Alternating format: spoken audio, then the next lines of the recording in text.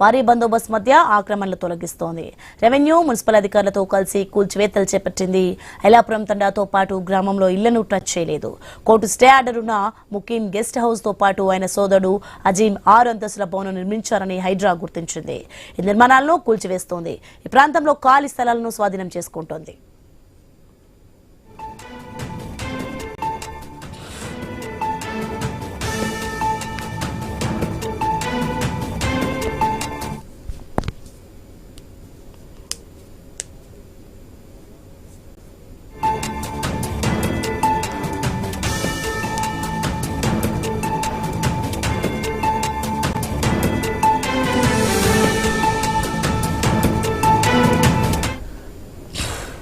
ఐలాపురంలో మొత్తం 1263 ఎకరాల ప్రభుత్వ భూమి ఉంది. ఇందులో ఇప్పటికే చాలా ఇళ్ల నిర్మాణం జరిగింది. ఆ నివాసాలను హైడ్రా టచ్ చేయలేదు.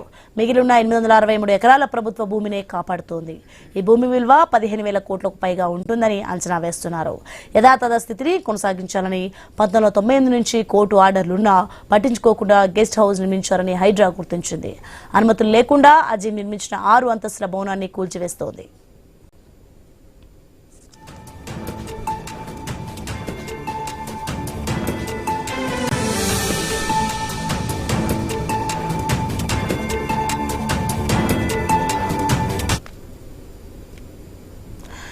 ఘటనా స్థలం నుంచి మరింత సమాచారం మా ప్రతినిధి క్రాంతి కుమార్ అందిస్తారు. లైవ్ లో అందించిన సిద్ధంగా ఉన్నారు. ఎస్ క్రాంతి కుమార్, మొత్తానికి మనం చూస్తున్నాం ఇక అమీన్పూర్ పరిధిలో అయితే హైడ్రా భారీ ఆపరేషన్ చేపట్టిన దృశ్యాలు మనం చూడవచ్చు. ఏం జరుగుతుంది అక్కడ?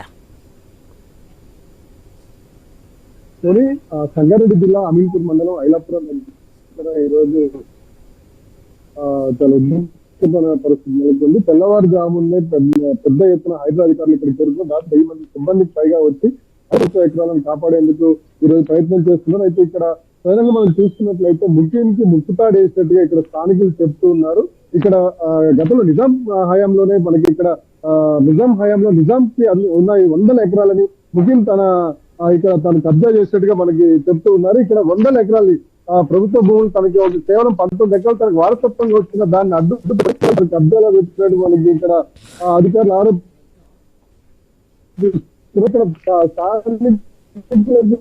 వెంచర్ వేస్తున్న ఇళ్లను కూడా ఇక్కడ గోపాల్ వెంచర్ ఈరోజు ఇక్కడికి వచ్చిన హైదరాబాద్ అధికారులు దాదాపు 40 ఎకరాల ప్రభుత్వ భూమిని కబ్జా చేసి ముఖ్యంగా నిర్మించుకున్న గెస్ట్ హౌస్ కూడగొట్టారు. మనం ఇప్పుడు ఎక్స్క్లూజివ్ గా మన ఐని స్క్రీన్ మీద చూడొచ్చు.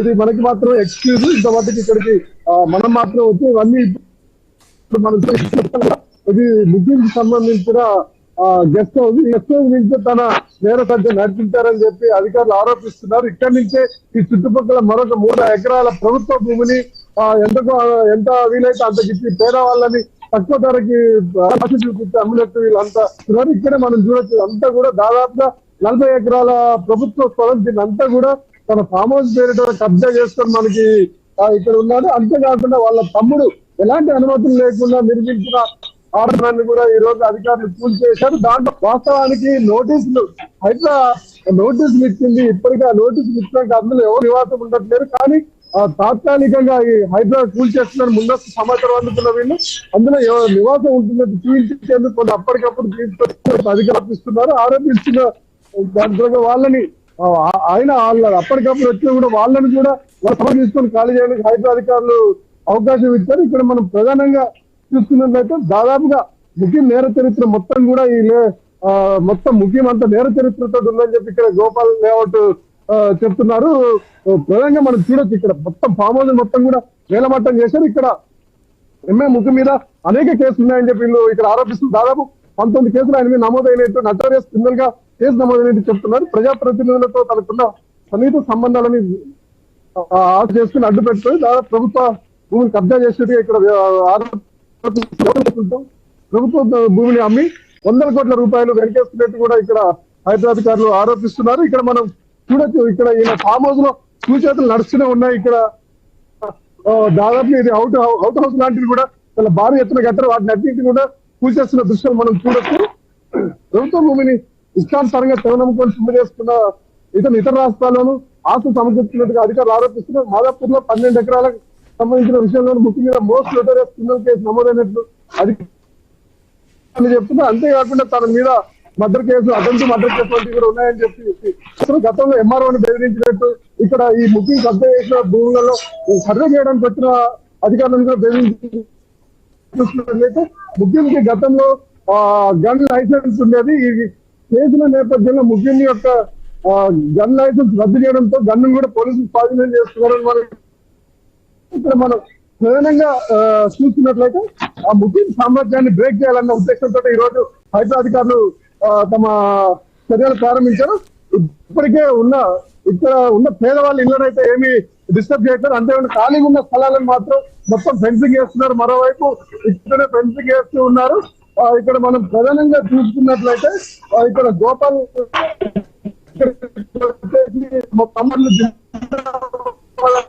హైదరాబాద్ జిందాబాద్ అంటూ కూడా రేవంత్ రెడ్డి జిందాబాద్ అంటూ వాళ్ళు సంబరాలు చేస్తున్నారు, పార్టీ చేశారు. ఇది ఇక్కడ ఉన్న పరిస్థితి. మొత్తానికి ఓవరాల్ గా మనం చూసుకున్నట్లయితే ఇక్కడ హైదరాబాద్ అధికారులు ఉదయం నుంచి కూడా చేస్తున్న ఆపరేషన్స్ లో దాదాపు 800 ఎకరాలను సేవ్ చేసే పరిస్థితి కనిపిస్తుంది. ఇక్కడ మనం ప్రస్తుతం ఉన్నది ముఖ్యం ఫామ్ హౌస్. ఇక్కడ దాదాపు 40 ఎకరాల ప్రభుత్వ భూమి చుట్టూ ఫెన్సింగ్ వేసి తన ఆధీనంలో పెట్టుకున్నారు. ఇక్కడి నుంచే తన నేర సామ్రాజ్యం నడిపిస్తున్నారంటూ వాళ్ళు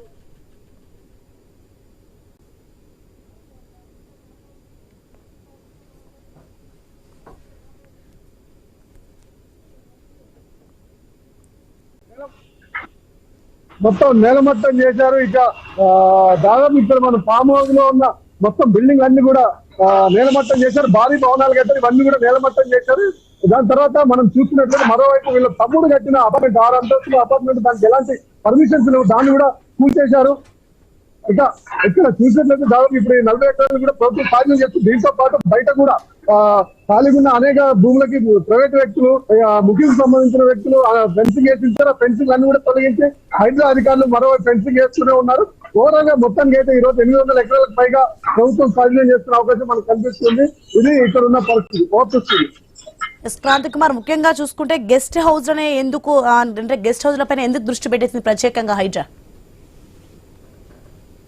ఇక్కడ మనం హైడ్రా చూసినట్లయితే ప్రధానంగా హైడ్రా ఈ రోజు 2 నిర్మాణాలను చేస్తుంది. ఒకటి ఆ ముఖ్యం కి సంబంధించిన గెస్ట్ హౌస్, ఆయన ఫామ్ హౌస్, ఆ తర్వాత ఆ ముఖ్యం సోదరులు నిర్మించిన 6 అంతస్తుల అపార్ట్మెంట్. ఈ 2 కూడా వీళ్ళ కుటుంబానికి సంబంధించిన వీళ్ళు ప్రభుత్వ భూములు అక్రమంగా అనుమతి లేకుండా కట్టారు. దీనికి సంబంధించి 2022లో గత తహసీల్దార్ కూడా ఈ ప్రాంతంలో కూల్చేతలకు ప్రయత్నించారు.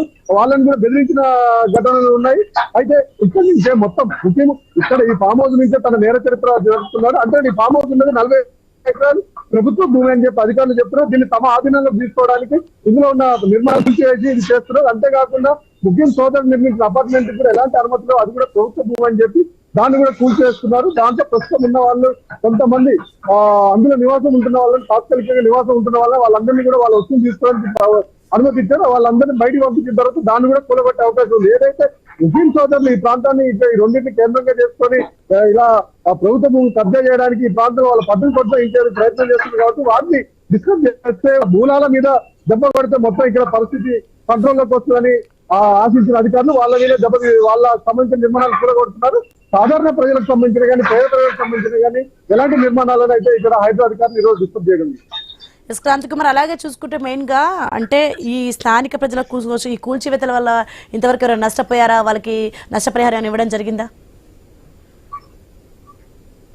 ఇక్కడ మనం చూసినట్టయితే కొంతమంది కొన్ని భూములు ఏదైతే ఇప్పుడు హైదరాబాద్ ఫెన్సింగ్ చేస్తుందో ఖాళీ స్థలాల అది మా భూములు అంటూ కొంతమంది పహానీలు అవి తీసుకొని వస్తున్నారు. వాటికి సంబంధించి ఆ కూల్చివేతలు అయితే ఏం జరగట్లేదు. అధికారులు వాటిని పరిశీలిస్తున్నారు. పరిశీలించి వాళ్ళ ప్రైవేట్ భూములు కనుక వాళ్ళకి సరైన ఆధారాలు ఉంటే కనుక వాళ్ళకి ఇచ్చే అవకాశం ఉంటుంది. ప్రస్తుతం అయితే వేరే వ్యక్తులు ఎవరికి కూడా డిస్టర్బ్ చేసే పరిస్థితి లేదు. హైదరాబాద్ కేవలం ప్రభుత్వ భూములనే ప్రభుత్వ భూమిలో ఉన్న నిర్మాణాలను డిస్టర్బ్ చేస్తుంది కాబట్టి దీనికి నష్టపరిహారం ఇవ్వాల్సిన పరిస్థితి అయితే ఉండదు. వీళ్ళకి ఇప్పటికే నోటీసులు ఇచ్చారు. రెవెన్యూ అధికారులు కూడా నోటీసులు ఇచ్చారు. ఇక్కడ ఈ భూముల్లో ఎలాంటి నిర్మాణాలు చేపట్టారు 1980s నుంచి కూడా పలు దఫాల్లో కోర్టు స్టేలు ఉన్నాయి. ఆ స్టేలు ఉన్నా కూడా ఎక్కడ కూడా వాటిని పట్టించుకోకుండా నిర్మాణాలు చేపట్టారు. ఇవన్నీ కూడా స్టే ఉన్నా కూడా నిర్మించిన నిర్మాణాలు కాబట్టి వీటిని కూడగొడుతున్నారు. Okay, right. Thanks for information Kranthi Kumar.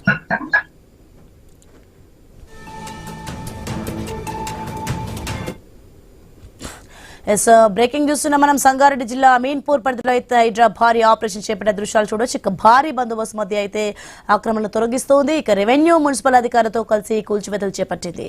Elapuram తండాతో పాటు గ్రామంలో ఇళ్లను టచ్ చేయలేదు.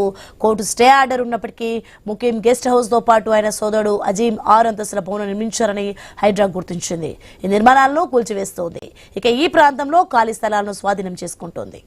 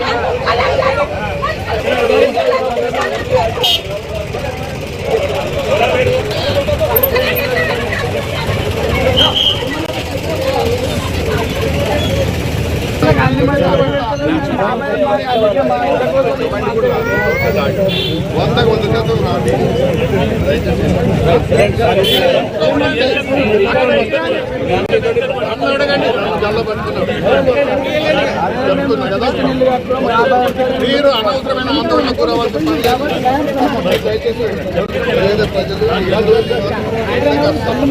ఏమీ లేదు.